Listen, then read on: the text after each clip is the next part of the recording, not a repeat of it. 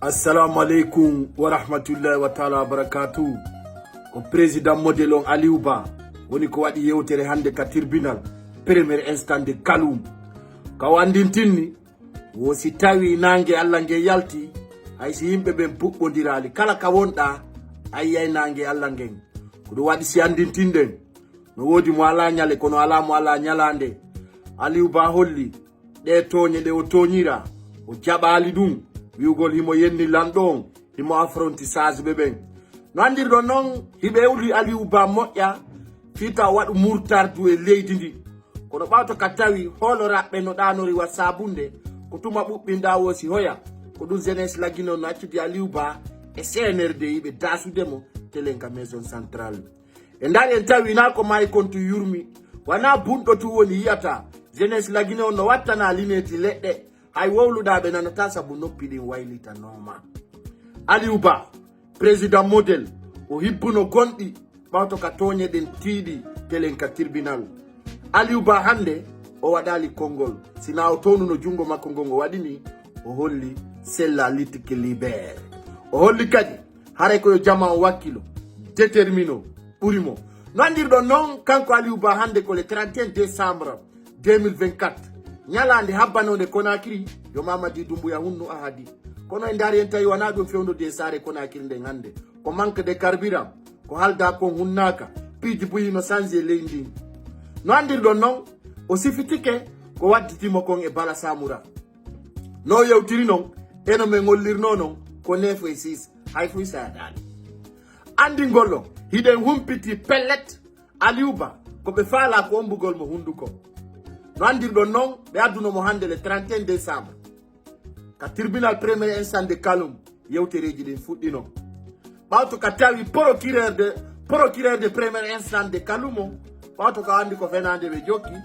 avocat ɓe o wiyeteɗo Pepe Lama e nandita ɓe mum holluno wonde yewtere yo yewte hara ɗum hino filme hara nan fof no dara ɓawto ka ɓe tappidiri juuɗe kamɓe bandiji ɗin ɓe andi koye toño ɓe woni ɓeni ɗum ɗon hanaka nder sala ɓe holli wo photoji no wawa tirede vidéo ji seeɗa no wawi a ƴettede journaliste ɓe ɓen habbo ka yaasi e nder ɗum ɗon Aliou Ba ƴettuno yewtere wo himo jiɓi andude ko honɗum addimo yeeso tribunal o ko honɗum o bonni oɗum waɗi ha ɓiɗɗo gorko on hibbi gonɗi o yini toñonmi mi ɓiɗɗo leydi hore toñe darana ɗon fenade kon suma o yaltiningol konngol wo yimɓe ɓen puɓɓodirta fi darugol nangue Allah ngue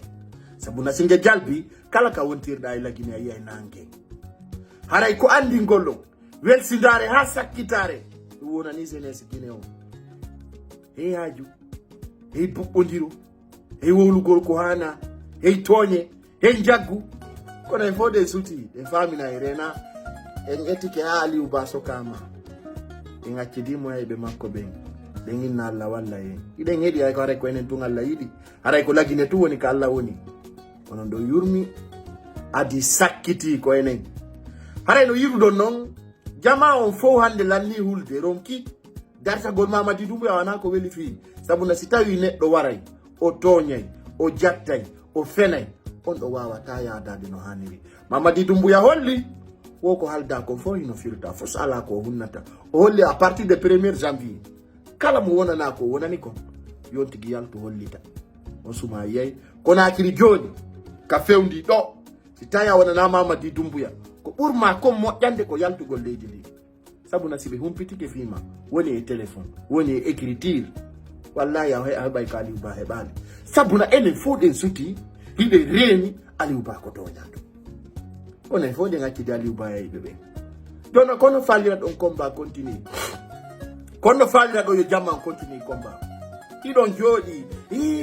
ko ni oɗum waɗi minni eƴe ka cuuɗi mon déjà o yi pattiri o fuɗɗike sare Conakry nde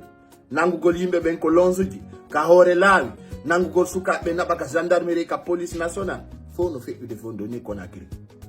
Conakry sare nden ko patrie général woni ko fewndi fewndo ɗo goɗɗo susta memminade ɗiɗo wata yaade hoore lawol ninimo kala no uggini no jokki haaju mum sabuna Mamadi Doumbouya koyen say guine fof ka mira wano ka préfecture ji fof no reeni kugarji intimidation ji ko wona kon waɗede hande kala wonɗo wolde ñuncoto woni susata townude hawa kan sabuna hande mardo dole lendi fo ko ino ko Mamadi Doumbouya ya taka kala mo lutata ko ben non tu yana na wolugol jogga e hore jama'o wato katawi opposant radama parti gino arede kadi wade de dissoudre Mamadi Doumbouya no continue lawol makko ngol ay ko ene woni yaha yiltito kanko kaw jogitiɗo o firtali o wiwno ala gorejo ko fi kalamu o ala partenaire o ala ami fi lamu makko ngu ko wonɗo gorejo makko fu ko wono ha kanko Mamadi Doumbouya o lamo o kala wiwɗo wana ɗum o atoto Allah e balɗe makko ɗen ko ɗum waɗi simi wi si hoore ma mettitima darti Mamadi Doumbouya Konakiri ndara ɗum wana e hoore konngol payku sare ma Facebook ayyanayi ɗum wangiru bolo an ɗo mi wawma yewtude sabuna ma andata hare ko ɗum mi falno addintinde président Aliou Ba kadi wo ñawre makko nde nattirama ha le 2 janvier ko ni ɓe tournirtamo ɗo ha ɓe luttinamo ka kaso ma ɓe accitamo ɓe nanayo wolu on jarama payku sare ngal paygal labangal